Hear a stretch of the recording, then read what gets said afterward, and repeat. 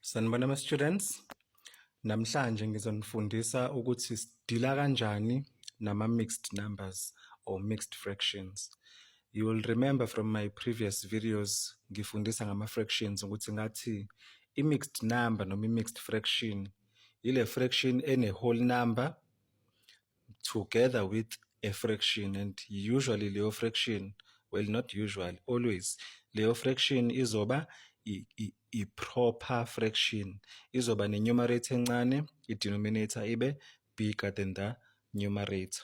Okay, now how do we deal with into kanje? Firstly, you can't subtract ama-mixed numbers without converting them back into their original form. The original form ye-mixed number i-improper fraction. Okay, let's do an example quickly. What is 17 divided by 2? This is an improper fraction because the numerator is bigger than the denominator. So what you would get from here is how many times does 2 go into 17? U2 uya kangaki ku-17?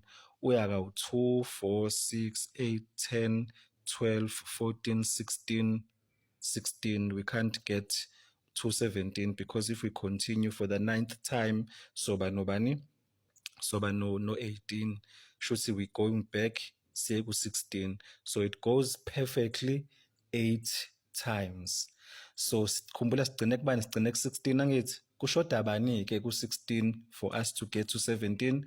Kushoda 1. That means 1 is the remainder. Kusala 1 divided by the original denominator ku-2. Can you see that if uzama ukusolva i-improper fraction, you get a result of a mixed fraction, khona i-whole number ne-fraction.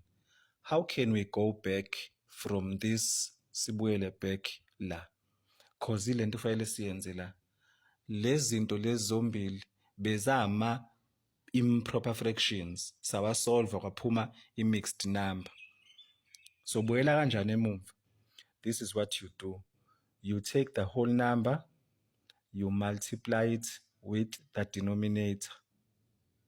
Leyo answer ephumayo, you add in numerator. Siyazwana? So you are going to say 8 multiplied by 2, 16, plus 1, 17, all over u2. Asenze into efanayo ke nala. 3 multiplied by 5, u15, plus 2, u17, divided by 5. Subtract.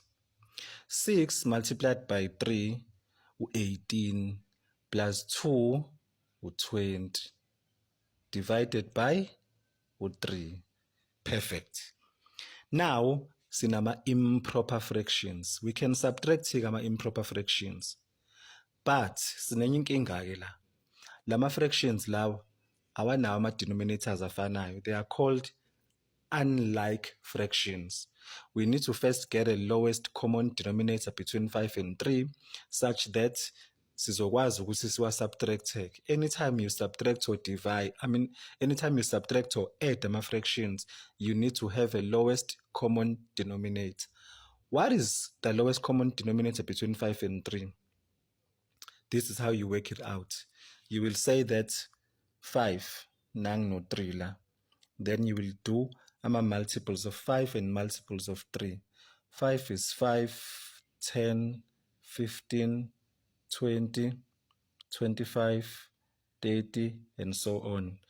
3 is 3, 6, 9, 12, 15, 18, 21, 21, 24, 27, 30, and so on.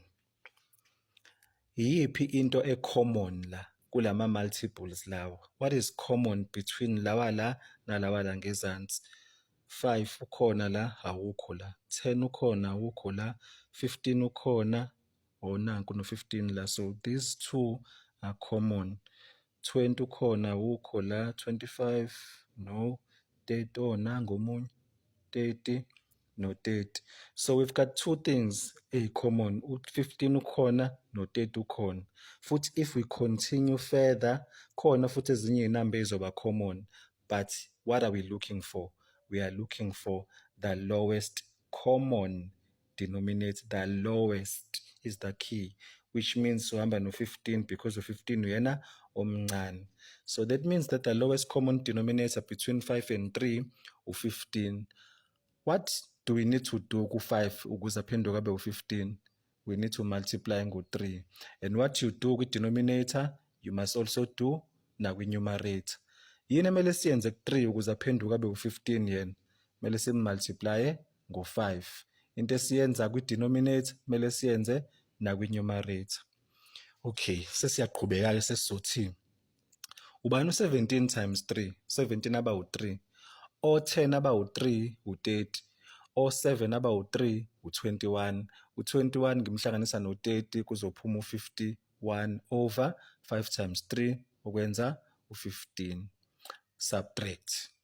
Ubani u-20 multiplied by 5? U-100. Divided by 3 times 5 okwenza bani?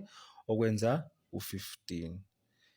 Hhayi-ke uyabona manje senginama-common denominators. Wobabili laba sebeno-15. Shuthi into esengizoyenza-ke manje, both of them ngizobenza babe over 15 ngoba vele i-denominator yabo iyafana. Sengizothi phezulu ngino-51, ngase ngaba ne-subtraction, ngase ngaba nobani? No-100. Then this will simplify into ubani u-51 minus 100. You will agree ukuthi u-negative 49 divided by 15. This is your final answer. So this is how you deal with mixed numbers. You first have to convert them back into their original form, improper fraction, then make sure that ama-denominators akhona ayafana so that uzokwazi ukuthi uwa-subtract or uwahlanganise. I hope this makes sense.